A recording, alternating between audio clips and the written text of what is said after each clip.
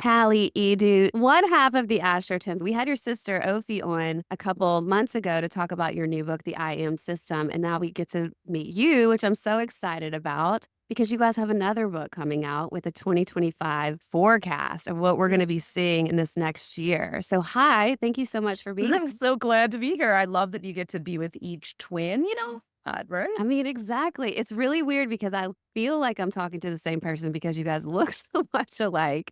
And And we it's sound alike. Our mom can even tell our voices apart on the phone You completely. really So, do. You really yes. do. But it's so fun for us. And I love you guys. I've told Ophi, I've been a fan of your work forever. And I always used to get the magazines and, flip to y'all's page of ELLE Magazine first because I was so like into horoscopes from such a young age before people even really talked about it. But astrology is so much more common now. Have you seen such a shift in that for y'all's Oh work? my God, such a shift. And social media really helped that. And also politics helped that. I think when people were like, the world doesn't really make sense right now, Yeah. they started opening up to mystical answers. And we also had Neptune in Pisces and its home sign of Pisces from 2011 until actually next year. So Mm, that's something, a big deal trend next year. But Neptune is the spirituality, mysticism planet. And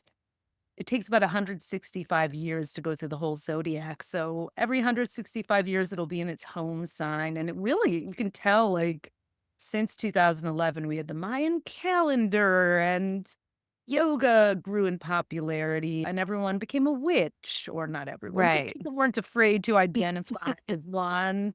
We all know our big three. I mean, what a time to be alive, right? Truly, yes. It is so interesting. I was watching have you seen Breath of Fire on HBO I've been Max yet? watching it. Yes, I was Oh, watching a new episode last night, in so fact. good. If you guys haven't gotten into that yet, I'd hear a lot of what happened in that series in what you're saying because we saw the rise of the guru a little bit, and then kind of now we're seeing the fall of it, and so then you really have to grasp to what do you believe in?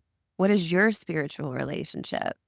That is so true. I mean, Pisces is as much, and Neptune are as much about enchantment as they are about illusion and Mm, passivity, making sacrifices and giving your power away are the shadow side of it. I know, what was her name? Guru Jagat.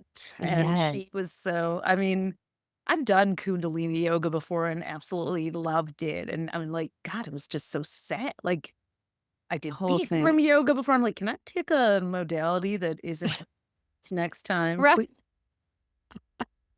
Exactly. It Whatever. makes me sad to see it go to a negative side though, because I do think it messes with people. But I think what we're entering into is really finding your own individuality and your own individual belief. And we were mentioning before the podcast how interesting it is that we're recording this on the day that Pluto is moving into Aquarius. And my Huge. listeners know about this. We've been talking about it, but I love to hear different astrologers' takes. So, will you give us a little breakdown of what you think this transit is bringing? Oh my God, so much. Well, Pluto is the Phoenix planet. It'll burn down the town, but cause it to rebuild in a better way. It'll destroy and regenerate at the same time. That doesn't mean everything's going to fall apart. I don't mean, but some things do have to go through an alchemical process in order to turn from lead to gold. So, it is the shadow worker planet, and because it's so far away from the sun, it has a long orbit through each zodiac sign and about 12 to 20, even sometimes 30 years. It's been in Capricorn since 2008. I've been tracking the Pluto cycles for a while in my own life and seeing how it tears down whatever, the sign that it moves into rules and then rebuilds it. So this move into Aquarius is a really big deal.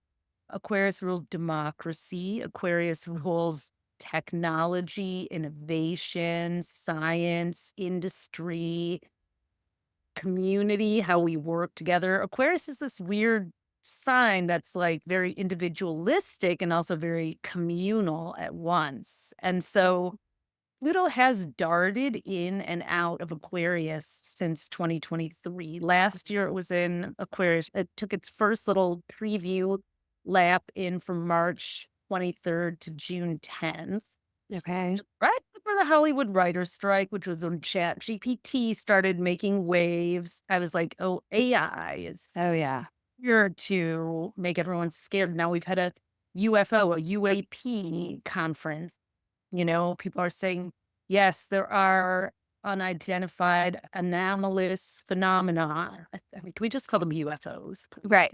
Those Aliens and UFOs. Let's keep it objects simple. Yeah. floating. I don't know. Right. So, and then, yeah, it's just what we're seeing right now. Like decentralization is a word that is very Aquarian. Capricorn, which Pluto has been in since 2008, and Pluto has really been shifting the things that Capricorn rules: government, banks, the economy. Like in the beginning of 2008, we had all the banks needed bailing out. There was the Mhm. Ponzi scheme. It also rules the patriarchy. So we've had the Me Too movement in the middle of it all. Women's rights getting really suppressed by Yeah. Pluto and Capricorn.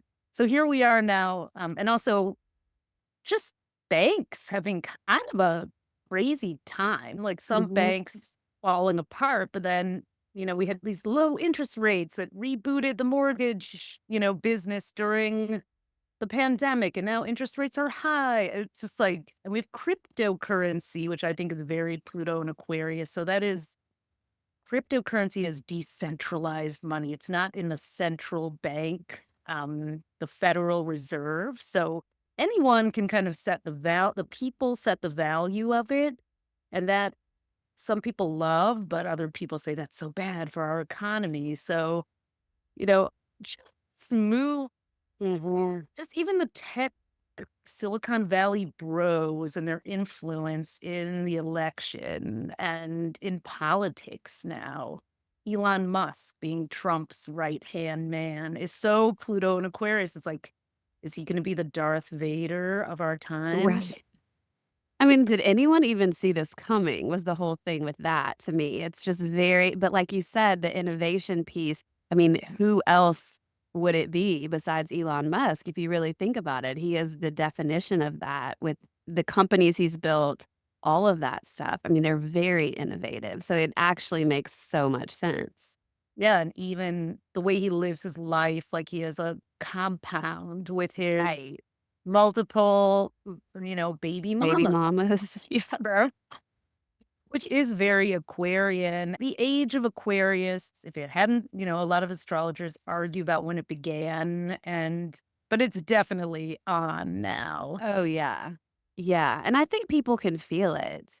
I mean, I definitely feel the shift myself, and like you were mentioning, even like ChatGPT, all the AI stuff. I mean, we cannot deny that technology, all of that stuff is growing and changing and evolving, and there's so much innovation happening right now. So much like humanity is reaching this like peak. I Yeah. mean, it's like we thought we couldn't get any more advanced, but some people may actually kind of reject technology Mm, during this time and go more analog. The last time Pluto was in Aquarius was from 1778 to 1798. And what was happening then was um, the end of the American Revolution. It was still going on. And then we got the Constitution during Pluto and Aquarius, the mhm. amendments. The central bank actually started. So there was all this sort of like democracy, founding father energy, which was Pluto and Capricorn. But then in Aquarius, it started to shift and grow in new ways. There was the Yeah. French Revolution, the Haitian Revolution. There were all these revolutions that occurred. Uranus was discovered by telescope, the ruler of Aquarius. And it was just a time where things got kind of like revolutionary. Yeah.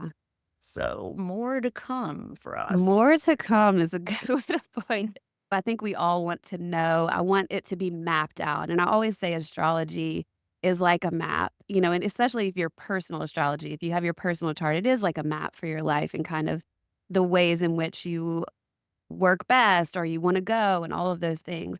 But I don't think we have it clearly mapped out. This is just a little bit of guidance. And I think all of us are kind of like, what is to come? We Because we actually feel the do have shifts. we actually do have it mapped out, and this I'm gonna just show this little infomercial here of in our 2025 horoscope, but this is the 14th one we've done, and it's Wow. thick. It has actually your plan for all the transits for your sign, or you can read for your rising sign, and it has every single month's important transits mapped out that everyone can read, as well as a month by month breakdown and a trend report. So we actually have So mapped there out is a map. the entire year. Yeah.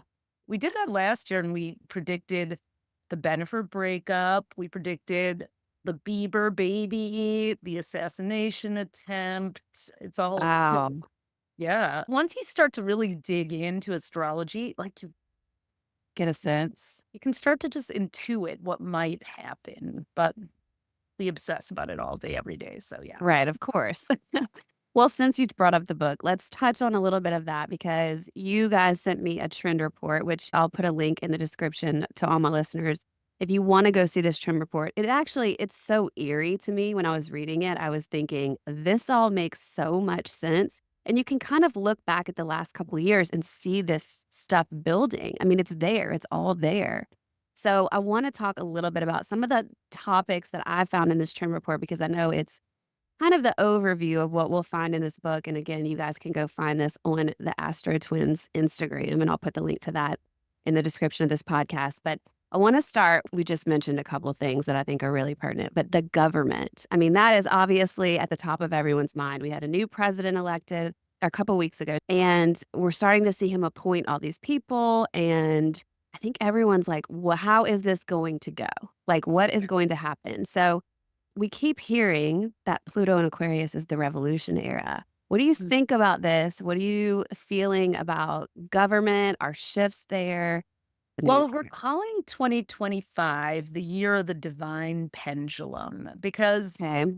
every single outer planet is going to be in a new sign next year, which is so rare that like hardly ever happens. But three of them are actually swinging forward into a new sign, one they haven't been in either decades or over a century for like Okay. a part of the year and then swinging back. So Saturn is going into Aries for the first time since 1996 to 98. Neptune, we were talking about before, is also going into Aries for the first time since 1862 to 75. And Uranus is going into Gemini for the first time since 1940 to 1949. And why that's significant is because, well, not necessarily Saturn, but when Uranus was going into Gemini from Taurus to Gemini, as Mhm. it does next year, it was the beginning of World War II. When Pluto was moving from Capricorn to Aquarius, as it is today, that was like the end of the American Revolution. And then when Neptune was in Pisces and Aries, it was the start of the 5-year Civil War. That doesn't mean we're in a war, although there is sort of a Mm. civil war going on its Yeah. own on social media. Yeah. So we are having the same energy of like just this internal angst and division. I think the government is going to feel kind of crazy next year. Mhm. It's going to feel like people like Elon Musk who have Starlink and he owns a social media platform. People are going to be able to go outside of the government to exert power and control now. And so Trump is meeting with all these cryptocurrency, crypto heads, Mhm. So I do think people are going to feel a mix of relief that the Mhm. government isn't all up in everything and regulating, and also like complete chaos. One thing that is happening in the beginning of next year is that Mars will be retrograde. Mars turns retrograde. Mars is the planet of anger and, fighting and Mhm. combat. It turns retrograde on December 6th in Leo, and then it goes back into Cancer, the sign of women, from January 6th to February 23rd, and then it goes direct in Cancer till April 18th. So the first quarter, basically the first 4 months of the year, Mars, the planet of anger, will be in the sign of Women. Sounds intense. So Sounds like an intense way to start the year. yeah, so I do think that the attempts made to keep women Mhm. down are gonna spur a wave of extreme outrage, and I don't and it's gonna come on a different way this time, but we may not see things shift until Jupiter, and you'll be happy to hear this. Well, you're a Cancer, so this is but Yeah. Jupiter, the planet of luck, expansion, goes into Cancer on June 9th for a year. So that is gonna Okay. power up women. I think that hopefully they'll get the message to stop messing with women soon. Like, Mhm. I don't know, you know? It's as Matt Gaetz being, nominated for attorney general doesn't exactly say much to that, but we'll see if he makes it through. I don't know. I think we could see people like Elizabeth Warren, who is a Cancer, really rising up and spearheading some things. And we're also probably gonna see the outgoing administration make some surprising moves now that Mhm. it's an Aquarius. I sure do hope so. Yeah. I think it's interesting about the retrograde piece because we talk about this a lot on the podcast too. I used to be so scared of retrogrades. And now I look at them a little differently where I try to think about it as, oh, there was something we missed. So we Yeah. need to go back and dig a little deeper. So it makes complete sense, especially when you bring up the women's stuff, because it feels as if it's unresolved to me. Like, I don't really feel like we have answers. I don't really feel like we have clarity. I don't even know if we fully understand what's happening right now. So that makes total sense that we would need to go back and take another look at it. And it could also be women fighting with other women because there is this growing Mm, divide between like the trad wives and the childless cat lady camps, you mm, know? So, like, it's going to be an interesting year to be a woman. And I just think government is going to, like RFK Jr. being, just like really try to bring in these experimental new things, some of which might that, actually wind up being yeah. good and others could be a disaster. But the Constitution could get itself a little shakeup because it's having a Pluto return. So Well, and when we hear revolution, and I think a lot of what I've heard about Aquarius is it's power back to the people and more of like a humanitarian vibe. Can you speak to that at all? yeah, that would be the best of all worlds too. Right. It's just the question is which people, who are the people now, Mm, right? Because when it was last there, it was everyone else, but a certain group were 3/5 or not really counted as a person. Now we have a different era. So let's hope that humanity can extend itself. And it's not, there's stuff happening in other parts of the world. So sure. where the United States may, you know, trip up and go too conservative, too backwards, it could open up a new superpower over the next 19 years, like a place where women flock to or people who don't feel, there could be some whole divisions. Yeah. What I always think is interesting too is I've seen some astrologers reporting on the United States astrology, and I never think about that. Like the country was born at a certain Right. time. And so the country has its own birth chart, which is like kind of hilarious to me to think about. But isn't there something happening with Pluto in general with the United States right Yeah. now? Yeah, the United States was born or founded on July 4th, 1776, Independence Day. Pluto was in Capricorn at a later Okay. degree. Um, and Pluto circled back to that degree of Capricorn for the first time since then, back in February of 2022, right around the time that the Russia Ukraine war broke out. Mhm. A return is basically, we have talked about Saturn returns. You get a lunar return every month when a planet comes back through its full orbit and returns to the place it was at this founding date or at your birth date. So actually, right during the election, the United States was having a Chiron return. So Chiron, the wounded healer on election day. So it was like Are we going to deal with this wound we have around power and autocracy or not? Looks like that may not be the case. So, Interesting. I did not realize that about Chiron.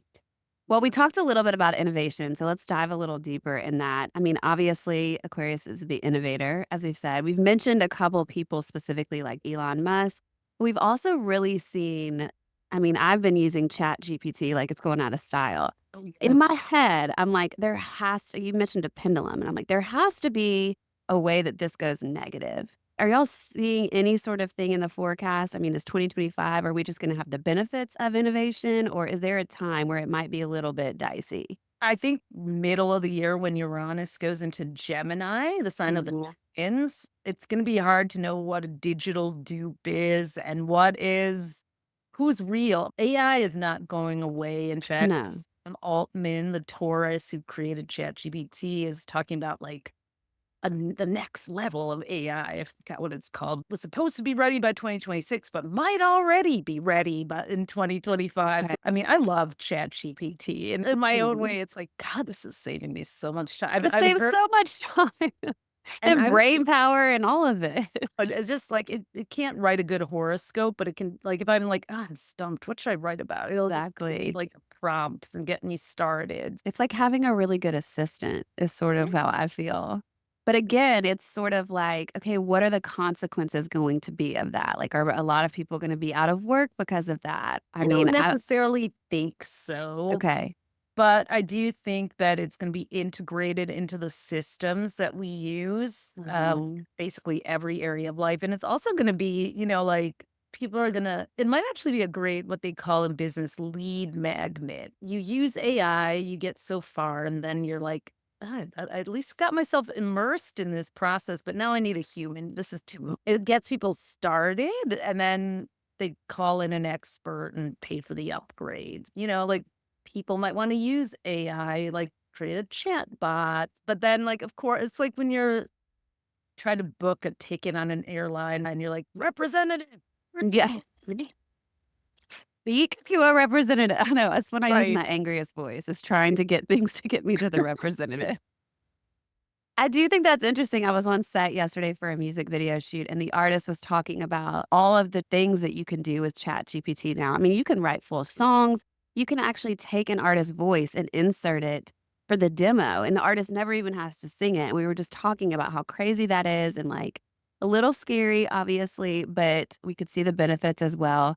But he made a good point, which was that at the end of the day, though, what humans connect to with music, and I think this goes for a lot of different avenues, is the heart. And like that, just like what you just said, at some point, they're still going to want the human connection of music, of artistry, of all industries. And so, as much as we might have advances in technology, I think we still are going to find that piece of just, we still want the human connection. We might even find it deeper, like you just said. Yeah. And why we're calling it the year of the divine pendulum instead of just the pendulum is exactly that. There are a few soulful things happening. The Mm, North Node, I don't know if you talked about that. But yeah.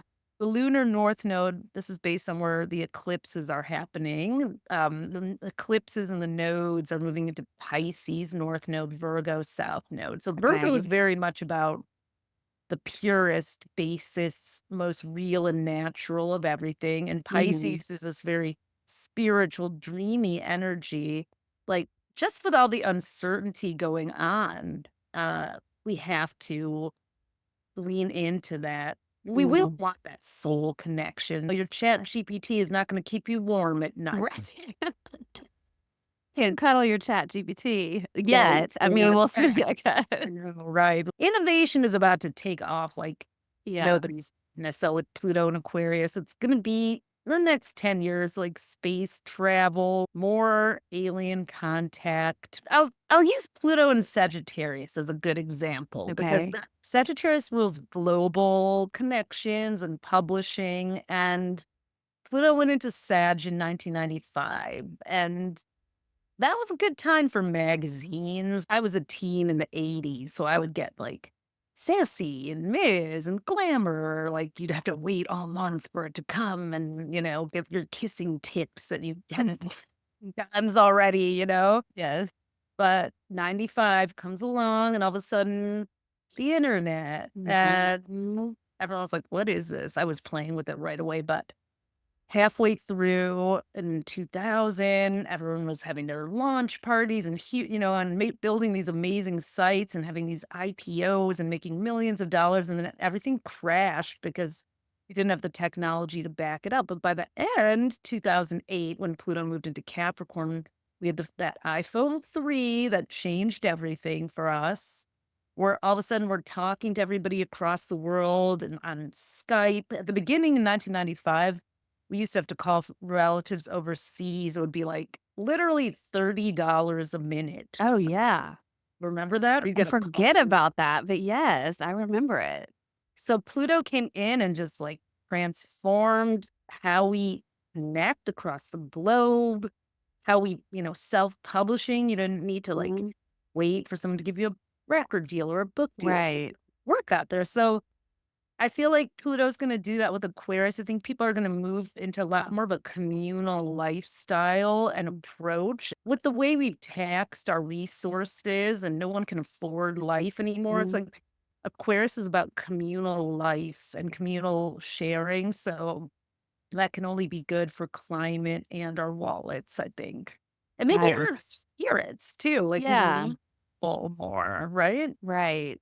When you say communal living, I picture everyone kind of bringing their own unique skill set to a little unit of whatever it is, like a little base of people, and then coming together to make one whole project Yeah, like more successful. a micro society. That Yeah. could happen, like Yeah. the kibbutzes were kind of built around that notion in 1919 when they began. I know some friends who tried it during the pandemic and it just didn't work, but the Jupiter and Yeah. Saturn were in Aquarius and now Pluto, it's going to be like I think people still wanna have a little bit of control and Mhm. ownership, like, "Let's buy this land together, here's your parcel for your tiny house, here's yours, now we have this communal kitchen," like, Right. or, "Let's buy a building together," or, Yeah. but Interesting. Pluto still has to have control, so, like, having very clear-cut rules, not just being, like, hippie, "This will all Mhm. be fine," you know? Yeah. Right. Well, let's talk a little bit about dating and relationships because you brought up the women's movement, and I think that'll be interesting to see how that plays out at the beginning of 2025. But I'm seeing a lot on social media about this 4B movement that's Yeah. happening in Korea. And a lot of people are saying, well, if women's rights get taken away and we don't have any autonomy over our own bodies, then women are going to boycott heterosexual relationships. So, what do you guys think about that? And what do you see in 2025 happening to just our dating and our relationships in general? Well, with the South Node in Virgo, the South Node kind of being this karmic energy, I think that could really happen for some. I don't think it'll be everyone at all, but I think there will be some Gen Z and maybe millennial Mhm. women who are like, whatever, like Yeah. who have a lot of Aquarius in their chart anyways, and are kind of like, well, I'm going to try this experimental thing. I don't think it'll catch on the same way here, but I do think that we wrote something in our trend report, a section called Sex as a Weapon, where we actually mentioned the 4B movement. And yeah, it means no sex, no marriage, no dating, and something else. So I think dating is going to be more demisexual and sapiosexual, meaning sapiosexual meaning an intellectual connection has to be formed, and the demisexuals are the ones who are like, I have to really like you and form an emotional attachment before I can open Mm. up and have sex. And also, I think what Pluto and Aquarius might do differently. So the 4B movement was during Pluto and Capricorn, but I don't think we're gonna divide as much along gender lines because a lot of men are really pro women's rights. Totally. Yeah. And then there's a lot of women who are like not on the sister side. So Right. it's kind of ideologies now more. So, you mean ideologies in that it might not be gender related as much as which side do you stand Right. on? Are What do you you believe? right? Do you think that the LGBTQ community should have rights or not. Like, it doesn't matter if you're queer or not queer, but, like aligning around principles. Aquarius Mm, is a very principled sign. So, mhm, but it's also the sign, it's a little more of an androgynous, fluid, and mhm. Uranus going into Gemini is also very, so I think even though there's like attempts to suppress trans rights, I think it's not so much about being trans, but just continuing to redefine gender and gender roles. That's not Mm. going to stop no matter how hard people try. And Yeah. Well, you can't change astrology, so no no, matter what your beliefs, yes. Um, Whenever we talk about Aquarius, I also think about people saying it's the most detached sign. Like, a lot of Aquarius friends that I have don't necessarily care about relationship the same way that my, like, Cancer, Taurus, Pisces, I love a being in a relationship. It's very homey for me. But my Aquarius friends are just they're totally fine being on their own, and they're much more detached. So do you think that relationships as a whole may have a new kind of flexibility to them, or we might not see them being as much as, absolutely. like, people live in the same house even if they're married or things like that? Totally. That is also something we put in our trend report. There's going to be, because you're going to see, families, since relationships have broken up and there's kids. Like, I think Sure. Elon Musk, once again, maybe innovating something there, like people choosing to stay together for their families, but not necessarily be together. I also think just not even living together necessarily, just non-nuclear families. We do see, though, with Jupiter and Cancer that there could be another mini baby boom coming. Hmm, I think, okay. and it's not just because, I mean, obviously, this whole abortion suppression thing is also based in depopulation. People are afraid of population decline, which is really honestly happening. But it's so weird because I thought we were overpopulated. Now we Right. need to make more babies, but I think they're actually in China, going around and knocking door to door. There's a New York Times article about it, like trying to encourage young women to get pregnant or "Are you pregnant yet?" Which is the opposite of how they've been. Right, now it's like the pendulum swinging in the Yep. opposite direction. So, that is probably gonna start happening here too, as well as Jupiter being in Cancer, the sign of the mother, kind of creating some another wave of babies. As much as there's Okay. the 4B movement, there will also be the 5th B or 6th baby boom. Yeah. Yeah. So it is interesting because you've said a couple times like there might be completely contradicting things. And so do you see us having both happening at the same time I do. almost? I really Yeah. do. Yeah.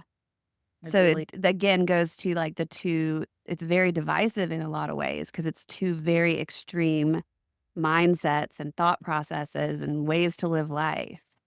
It's interesting, yeah. The last time Uranus was in Gemini in the 40s, it was kind of, this war time, but Mhm. people wanted to keep their families alive and going, Mhm. I don't know, like Neptune and Saturn and Aries will also make people who are like, I just want to focus on me as an Mhm. individual. We're just not into relationships Mm. too. So we're going to see some very clear divides Yeah. of people. It's Yeah. already it's that trend. Yeah. Yeah. Well, you brought up RFK, so I want to talk a little bit about food and health because this has been, I mean, my listeners are probably like, okay, enough already about this. But I've been talking about it for a really long time because I find it so disturbing how much we're being poisoned in our food and all of that. And so I want to know, is the innovation coming? Are we going to get help? Are we going to grow? What are the wars going to be about that? Are we going to be gardening our own food? What is it going to look like? There will be innovation with food. I think, again, that is also gonna be very divided because there are Okay. going to be countries where they're gonna be doing lab grown food because they have to feed their population, and Mm, science is gonna come in. Also, I think we're gonna need science to help keep the soil from, like, just completely collapsing and being able to grow. I think it's both too. okay. Jupiter and Cancer, actually less than Jupiter and Cancer. also dovetailed with McDonald's, the first McDonald's and Burger King. But fast food could get a makeover, we're predicting, where you'll Hmm. actually be able to go to like, oh, I'm going to go get this, acai bowl that I'm going to make with this frozen yogurt machine and get a B12 shot. People are going to be getting like B12 injections that like get your Botox and your other vitamin B. But Freeze your yeah, face while you get some vitamins. right. I hear you because when you go to Europe, the food is so much. It's a Well, tricky thing it because really is. like here's RFK saying we're gonna stop poisoning the food, but then you have Trump and his guys who are all corporate, and Eat it's gonna come terrible. down on Monsanto and all those guys. No. Like, what's it gonna be? Well, it's Yeah. a crazy contradicting government, like you said, because even there's a picture circulating on social media. I don't know if you've seen it, but it's Trump and RFK and a couple other people, but they're eating McDonald's on the private plane. I think it's Trump's plane. And this is recent. I think it was Was it Trump's son said, oh, bringing him to the dark side about RFK. And so then I have an account I follow called The Food Babe, and she went through the differences between McDonald's ingredients here and then McDonald's ingredients in the UK. And we have so many extra ingredients in our McDonald's food that are all poison, like literal, actual poison.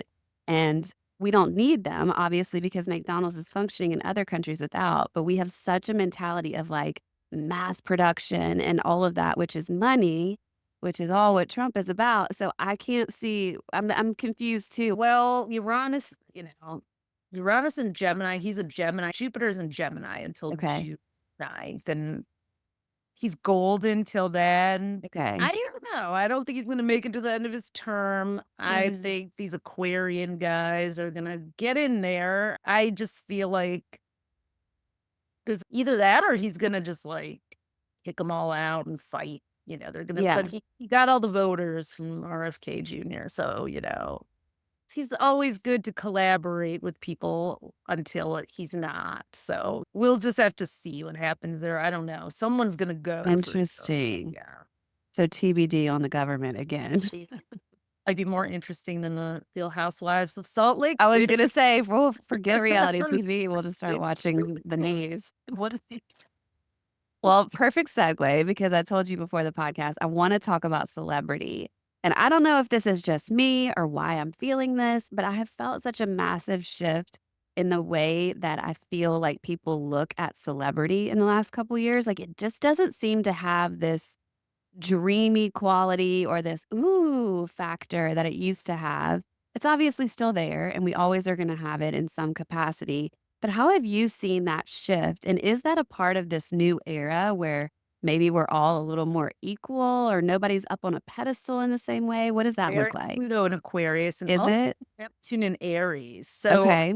um so Neptune and Pisces last time was when there was the Romanticism era in arts and painting.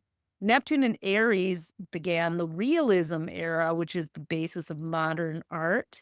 And that was when, for the first time, major artists started painting everyday people as subjects, Ooh. factory workers. We had the Industrial Revolution happening then too. People were like, keep it real, basically. They Yeah. do shows outside of the Academy of Art, kind of like TikTok. People on TikTok and YouTube are as much celebrities as anyone Mhm. else sometimes. Like if I saw Jules LeBron, I'd lose my mind. But, like, being internet famous is kind of more of the Pluto and Aquarius vibe, and Okay. also being harder to find. I think you're Mhm. having a little bit more of, like, a Banksy. I think Banksy is an Aquarius, but, like, oh, your art just pops up, but what does he look like? Does anyone really Yeah. like, no one sees him, kind of that, The like, mystery. people are still gonna want, like I think that we say the cozy couple is gonna be Mhm. like, we're sitting around at home, like, the Beebs and our, joggers and hats. Everyone's gonna wanna kinda see the realness. I think we're gonna have some AI celebs who are a lot like Mickey and Minnie Mouse. Okay, that's interesting. Yeah, the cozy celeb thing was interesting because it's not like you're looking at them on the red carpet. It was more about their day-to-day life. The celebs off duty, Mhm. like, we're gonna be more interested in that. 2025 is definitely not a glamorous year. Uh, Okay. there's more of a spiritual glamour. It's like, let's see your inner glow more than your outer glow. Well, that really works with what I do because that's what we always say on Velvet's Edge is that, my day job, I'm a hair and makeup artist and a stylist. And so it's obviously all about external beauty. But what I found was the most beautiful people to me were the ones who were doing the inner work and really getting to know themselves. And so that's what this podcast became is just how do we go on these journeys with ourselves? That is where the true beauty is to me. It really is, and that's gonna be what I think the Pisces North Node is gonna illuminate, and the Virgo South Node too, like, as much as we're getting this AI, I think people are gonna kind of veer away from that and go more like, "Catch me if you can," like, I'm gonna outpace the AI and make myself look more stripped down while AI is trying to make these glamorous bots. Right. Of course, there'll always be people who want that, but Sure. realism is coming. Well, you mentioned social media even, and I feel like we've seen that shift since the pandemic of we used to have the influencers on social media, and I used to do this as well, but you're painting this external life where it is beautiful and it's photo shoots and it's this and it's that. And then the pandemic happens and we're like, okay, I'm thinking, how can I post my outfit when all I wear every day is sweats? Right. You know? Because we're stuck at home. And so there was a big shift in, I know my personal work life, but I think a lot of people's. And so we don't really connect as much with this like fantasy version of life that a lot of social media can bring. And we want the real human connection and the realness that we would find with even like our friends. It's interesting, right before the pandemic in like 2018 and 19, like there were a lot of planets bunched up in Scorpio, Sagittarius, and Capricorn. So Okay. Scorpio is mystery, sexiness. Sagittarius is like amplifies everything, and Capricorn is like cool and chic and status. Yeah. And then they started to move and drift towards Capricorn, Aquarius, and Pisces. And now they're all drifting to Aquarius, Pisces, Aries, Taurus, Gemini. So, like the beginning of the zodiac, that's a lot more like rough and rugged, not that polish, and Yeah. or about just like sporty, everyday, like less self conscious Mhm. energies. Of course, we'll eventually swing back to the glamour, but Sure. Pluto and Aquarius is kind of scrubbing it away and being like, "Who are you as a being?" You Mm. know? I am S ready for that. Yeah. I feel like a lot of people are. Did I hear somewhere that the next year there's a lot of similar energy to 2020? Did I make that up? No, 2020 had, like, Saturn and Pluto and Capricorn, and it had a Okay. lot of there were some big intense transits, but Yeah. no, it's absolutely no, it's not gonna be so much like that, just because it's there was some Aquarius energy and Mars was retrograde and everything, so Totally different energy. Okay. yeah. Well, if you guys liked any of the stuff or you're curious about more of what we were talking about, I will definitely put the AstroTwins social media pages where you can go find these descriptions. But I do really want to talk about the book a little bit. So the book is coming out. It's 2025 astrology just in general. And you can find your personal breakdowns for each of your sign as well. Do you recommend people read about their rising sign, their sun signs? Like, what do you find it to be the most important? You know, if you want to get the most accurate chart for yourself, you need to know your birth time, and then the houses are all different. So you can read for either your sun or your rising, and Okay. you'll have to use the whole sign method, which doesn't track the houses. We have this big book that I just held up, but we also have individual sign books, and we have a little duo, so you can get one for your sun sign, one for your rising sign. Or you can just get the big book if you want, and it has all 12 signs. So I say read for both. Read Okay. like your sun sign. The sun is the energy that you burn. Your rising sign directs your compass, so it does matter. But I really feel like as you move through your day and you're reading a general horoscope, You wanna know your sun sign because that is kind of the fuel. The sun is the center of your chart. It's your Mhm. personality. It's what fuels you. Astrologers will disagree with me on that, but the rising sign, it does direct the houses and direct your compass too, so it's worth reading, but my advice, sun first, rising second. And when you get an astrology reading, then the houses are like the super fine brush. These are Sure. broad strokes interpretations, but they work. I wouldn't waste my time writing them. Right, and so maybe if you read both and you can see which one resonates more, whatever you're feeling, so, again, the book is 2025 Horoscope book. I'll put the link for that in the description of this podcast. Tally, thank you so much for being here. It was such a pleasure Ooh, meeting you. so fun talking about the sci-fi space age year I ahead. know. We'll have to do a 2026, report so we can also come back Exactly. and Like, see what happened here. Yeah. where will we be using? We'll be on Mars, maybe. I don't know. Yeah, doing the podcast for Mars. That sounds very Aquarius. Couple years from now. Yeah. Aw, thank you so much for having me on. Of course. Thank you for being here, and thank you guys for listening.